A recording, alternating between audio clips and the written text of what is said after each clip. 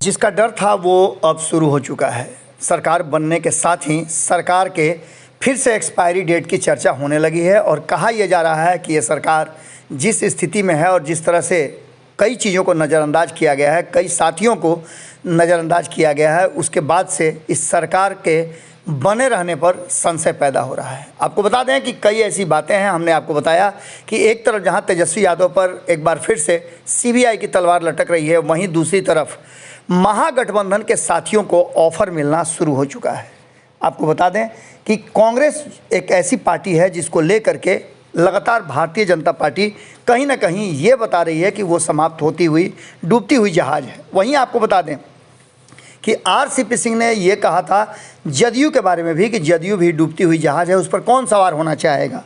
अब जबकि मंत्रिमंडल का गठन हो गया है तो एक तरफ जहां राष्ट्रीय जनता दल में ज़बरदस्त हंगामा मचा हुआ है, हड़बड़ मचा हुआ है।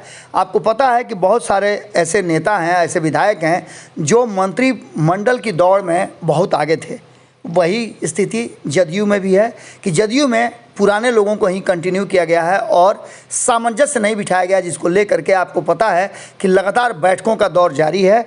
और ऐसी स्थिति में जहां नीतीश कुमार के लिए और तेजस्वी यादव के लिए मुश्किलों का पहाड़ हो, एक बड़ा चैलेंज हो, ऐसी स्थिति में एक साथी का नाराज़ हो जाना जो कांग्रेस है, कहीं ना कहीं इस बात की तरफ इशारा कर रहा है कि इस सरकार के बनने के साथ ही इसकी जो परेशानियां हैं वो भी शुरू हो गई हैं। वाम दल सरकार से अलग है।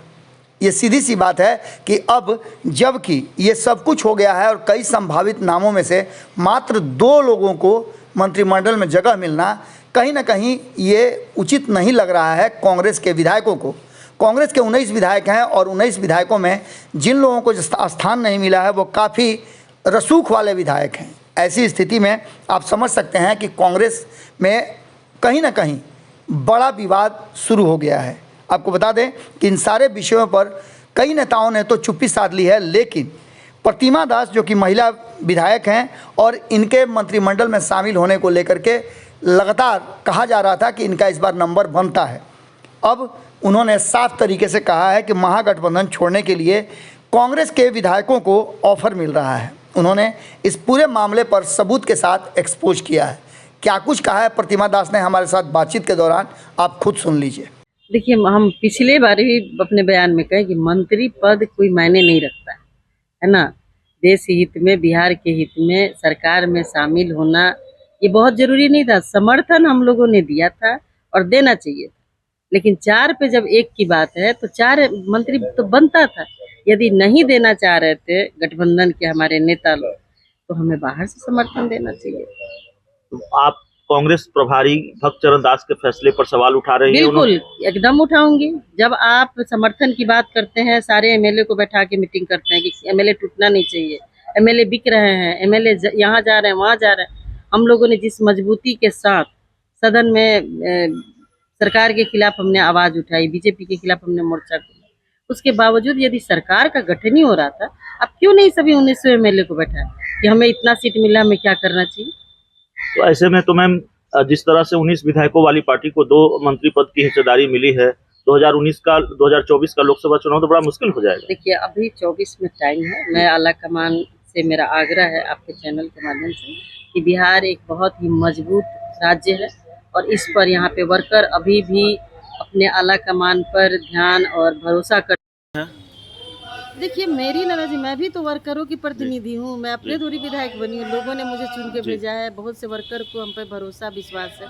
कोई भी बात होनी चाहिए, बात में पारदर्शिता होनी चाहिए पार्टी के अंदर, अदरवाइज पार्टी की स्थिति बहुत खराब हो जाती है। आपने कहा कि प्रमुखता से हम खड़े रहे, मजबूती से खड़े रहे कांग्रेस के साथ। क्या जो बिहार में जो एनडीए की सरकार वाला दौर था, बीच का जो दौर, इधर 1-2 सालों का, लगातार खबरें आती थी कि कांग्रेस के विधायक टूट सकते हैं। ऑफर आए थे, क्या हुआ था? देखिए, ऑफर तो हर राज्य में आ रहा था। यहाँ जब जिसके साथ वो लोग गठबंधन में थे उनके एमएलए को वो खरीद रहे थे जी। हम लोग तो विपक्षी थे, उसके बावजूद भी हम लोग देश हित में, बिहार हित में और एक सेकुलर जो पार्टी है हमारी, हम लोग इंटैक्ट थे सारे एमएलए। हम लोगों ने कभी सोचा ही नहीं कि हमें कहीं जाना है। एक आखिरी सवाल होगा मैम, जो फैसला हुआ है 2 मंत्री पद बनाने का या महागठबंधन की सरकार में शामिल होने का, इस डील के साथ भी इसका खामियाजा भुगतना पड़ेगा कांग्रेस को, इसका कोई नुकसान होता हुआ दिख नहीं, रहा है? ऐसा नहीं है। खमियाजा कांग्रेस ने और वह बिहार के राजनीति और बिहारियत से सरोकार रखेनी तो सब्सक्राइब बटन दबा के चैनल के सब्सक्राइब कर ली। ओजे एगो घंटी बा, ओकरा बटन दबा देला से कुल सटीक और मारक खबर रुआ मुफ्त में मिल जाई। अगर रुआ पत्रकारिता के हमनी के नया प्रयोग में सहयोग कर चाहतानी तो ज्वाइन बटन दबा दी। पेटीएम नंबर नोट कर ली 9386816700। धन्यवाद।